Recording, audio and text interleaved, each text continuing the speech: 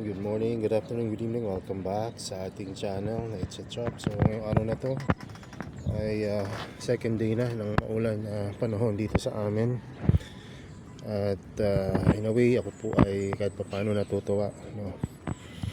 Dahil makakaipon na naman ako ng tubig. Although sa iba, ito ay hindi po ganun kagandang panahon para sa kanila. Pero sa atin na nag-aalaga ng carnivorous plant, na umaasa sa rainwater bilang pandilig sa ating mga carnivorous plant, ay isang blessing to. So ano yung mga pwede nyong dapat tandaan kapag maulan? So kapag maulan, it's better na ilabas nyo yung mga media nyo na sa tingin nyo ay high minerals para mahugasan, no? At yung iba pa, halimbawa meron kayong mga tanim na sa tingin nyo ay may mga mineral build up na pwede nyo iwan sa labas, tulad na itong mga to. Ito kasi hindi ko nahugasan ng husto, no? So kaya sabi ko, buti na lang maulanan sila ngayon at mabawasan yung mga minerals na still naiwan doon sa kanilang mga media, no? So ayan, naulanan sila at nakikita nyo naman mas gumanda yung kalagayan ng mga media. So paano nyo makikita na gumaganda? Yung ayun ba, nakikita nyo na hindi ganun ka dark yung kulay, kaya hindi masyadong mag-green naman, no? So ang gawin nyo na lang dyan siguro, para halimbawa kabuti ng ilang araw pa tong ulan na to, tanggalin nyo sa water tray na lang, no? Or lagyan nyo ng paraan para hindi maging stagnant yung tubig, no? Like pababain nyo yung tray, or kung plastic ito yung ginagamit nyo, medyo babaan nyo lang yan tulad ng ganyan para ma-drain yung extra na tubig, no? Hindi tumaas na tumaas. Ayan. So madi-drain yan kapag tumaas na tumaas yan, so hindi magiging stagnant yung tubig. So halimbawa nag-swimming yung halaman nyo, so huwag kayo mag-alala, may pwesto nyo lang uli at makaka-recover din yan, no? So gandang bagay yan na malinisan yung mga media po nila, no? Ang inyo lang ingatan, based on my experience sa pag-alaga ng carnivorous plant, minsan sobrang ulan ng ulan, biglang pag uminit biglang tuyo naman. So ingatan nyo naman na matuyo kapag biglang uminit yung panahon, no? Kasi ayun yung mga isa sa mga experiences namin dati, na tinanggal namin totally sa water tray, biglang nung bandang tanghali uminit, ayun. Halos naging crispy yung iba, no? So magiging lightweight masyado yung mga inyong mga media. So lalo na yung mga hindi nyo nasiksik. Yung iba kasi sinisiksik yung media pag nagtatanim. Maraming mga paliwanag doon kapag sinisiksik nila. Isa sa mga paliwanag nila na nakausap ko na talagang mas magaling po sa akin na keeper ng Venus flytrap, kaya niya sinisiksik yung media, no, ay para hindi lumubog yung rhizome kasi siya ay naka-indoor. Dito naman sa ating experience dito sa outdoor, bihira naman yon yung mga lumulubog, maliban na lang kung yung panahon na talagang sobrang init. Ayan, hindi talaga yan na minsan na nakakakita ng ganong kagandang growth, at minsan yun, lumulubog nga, para nagtatago sila sa init yung rhizome. So minsan lang rin kapag sobrang lakas ng ulan, makikita nyo na parang bugbog yung mga petiole nila. Pero this time, parang hindi naman ganun kalakas kasi yung ulan ng mga dumating ng mga nakaraang araw. Wala naman silang ganung mga senyales. Yung bugbog sa petiole ay yung parang pag bumili kayo ng gulay, tapos natuunan o kaya na dito natabig nyo o nabigyan nyo ng malakas-lakas ng force, parang yung parang yung pasa sa tao, sa halaman naman ayun, parang pasa naman sa halaman, sa dahon nila, no? So yung mga ganong mga klase ng pangyayari, wag nyong katakutan, kasi kapag umaraw na, mawawala rin yun, no?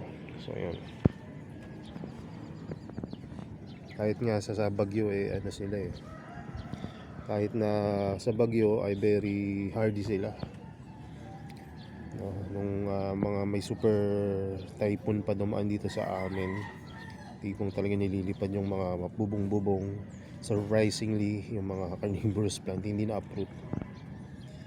No, so dahil nga na mabababa yung mga carnivorous plant, diba? Maliban na lang siguro sa nepenthes, no, mabababa sila na hindi sila masyadong affected ng malalakas na hangin. Hindi yung ganda nung alaman, no? Diba? So matitibay yung mga carnivorous plants, especially yung mga Venus flytrap. So hindi po nakakaalam na ito po yung pinaka kauna-unahan namin mga carnivorous plant, at ito po sa tingin ko yung mas experience tayo na alagaan. No, so yan. Ito pa rin yung mga flower. Ngayon ko lang na-experience na may flower na parang hindi tutuloy. Ito galing sa Chinese dumpling. Pero hindi naman natin sinasabing tapos na baka tumuloy pa yan. Siguro dahil sa ulan, medyo parang kakaiba yung lagay na itong flower na to kumpara mo dito sa mga to. Ayan. Diba? So ayun yung mga flower nilang papalabas. Tagal rin pala na ito mag-bloom. Pagpa-flower na tayo dati, pero parang mas mabilis yun. Ito medyo matagal-tagal. Pero okay rin naman para mag-form pa yung maayos yung flower. Ito parang malapit na ito, nakikita na yung parang white niya. Yan. So pagka nag-bloom yan, na natin, i-pollinate. May naka-ready na akong brush na galing sa Orange App. Yan. So ito naman yung update sa ating dito, air layering. May mali ako yata nagawa dito sa air layering. Hindi masyadong siksik yung media na nailagay ko. Parang dun sa napapanood ko, sinisiksik nila para yun nga mag-simulate ng parang nasa ground yung mga inactive nodes or yung mga branches para mag-produce ng fruit system. Kung ganun pa man, wait lang natin. Kung di maging successful after a couple of months or ganun nga, ulitin natin yung process. Hindi natin susukuan, hindi natin tatry talaga kung pwede or hindi yung air layering. Kasi para sa akin malaking bagay yun, lalo na ako hindi ako magaling sa nepenthes. Pangalawa, nandito tayo sa lugar na napakainit at hangin na lugar. At bubungan po talaga itong lugar namin. Nakikita niyo naman, paligid ay puro bubungan. So nasa taas ito, ibig sabihin hindi ganun humid at medyo dry at mainit yung paligid. May mga panahon din naman na malamig, pero ayun ay bandang months, December and early January. At dito naman, kailan ba yan? Nung Friday, naisipan ko mag-propagate. Yung mga propagation natin, mga variegated na nepenthes. Pero nagtira naman ako ng pang-odd. Tapos ito pala nag-flower na, nag-bloom na tong si Capensis. Aralin ko kung paano i-pollinate o self-pollinate. Nagsi-self-pollinate ba sila? So, i-research kayo mamaya. Kumuha na yung isang Capensis. So, paparating na rin pala yung mga seeds na na-delay lang kasi Chinese New Year. Asia rin kasi galing yung mga seeds. So, Chinese New Year nito, so madedeli lang ng kaunti, pero ngayong week darating na to ay may out na natin yan. So magtatanim tayo na tag-isang tray and then yung remaining na seeds kung meron pa ay out rin natin. May mga nakapag-preserve na, kaya yung mga nakapag-preserve ay secured na yung kanilang mga seeds. May out tayo sa kanila. Ito lang, ganyan lang yung setup natin. Tapos ito naman ito. Kala ko dati ito yung lugar na mas mataas yung humidity. Kasi kasabi ko kulob to yung pala sa taas nga mas marami akong butas, mas malaki. Kaya mas humid pala yung lugar na to. Kaya yung ibang mga ano ko, carnivorous plant, nilagay ko uli sa plastic. Yung mga kailangan kong i-acclimate. Ayan. Tsaka yung mga nepenthes na required yung higher humidity. Ayan. Yung mga nandyan naman na nepenthes, plaba lang yan. Alam kong kaya naman nila sa labas, kaya lang mabilis matuyo yung mga picture. So gusto ko mas tumagal yung picture nila para maganda tignan. Kaya yun ako. Pero yung glabrata na nag-iinarte nung nakaraan na yan, nakalabas na sila. Mas maarte pa ngayon sa flabber. Pero dahil gusto nila natin lumaki muna sila bago mag-picture ng marami, mag-focus sila sa paglaki. Tapos eto naman yung dumating na medyo natuyo yung picture, ay naglalabas na ng mga bagong new growth. Magaganda yung ano niyan. Medyo mahal nga lang talaga. So, hindi ko rin may out ng mura. Iba na lang kapag kailangan ko ng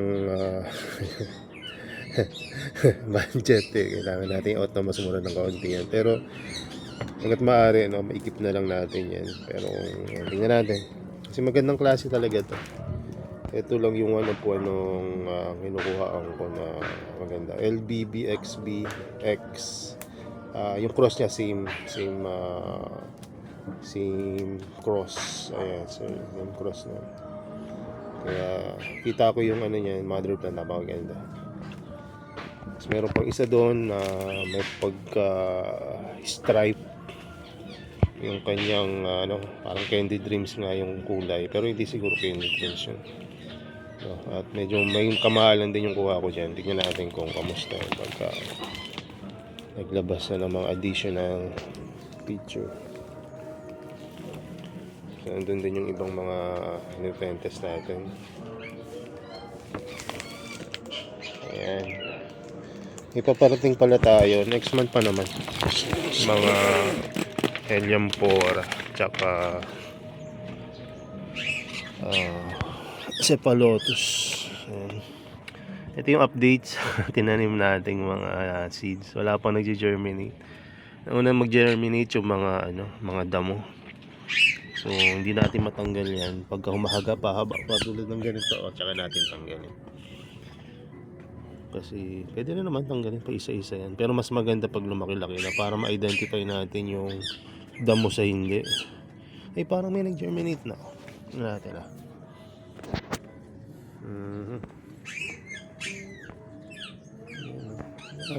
mahirap pa sabihin na yan kapag ganyang kaliit. O mamaya isang damo yan. So tingnan natin kung pamusta sila after few more weeks na parating. Kasi minsan delay lang, lalo na pang lumang seeds. Yung paparating bago yun. Kinontrata ko agad siya pagka ready ng mga seeds niya. Sabi ko kunin ko na yan. Total wala namang space siya na pagtataniman doon. Puro carnivorous plant lang kasi ang alaga. So maliit yung space. So dito i-share natin sa iba. Tapos ito yung mga lagay naman ng ating mga pour out na mga sphagnums. So nung nakaraan medyo nag-dry yung panahon bago nag-umulan. Ayan, kaya pinasok ko sila kasi baka masunog.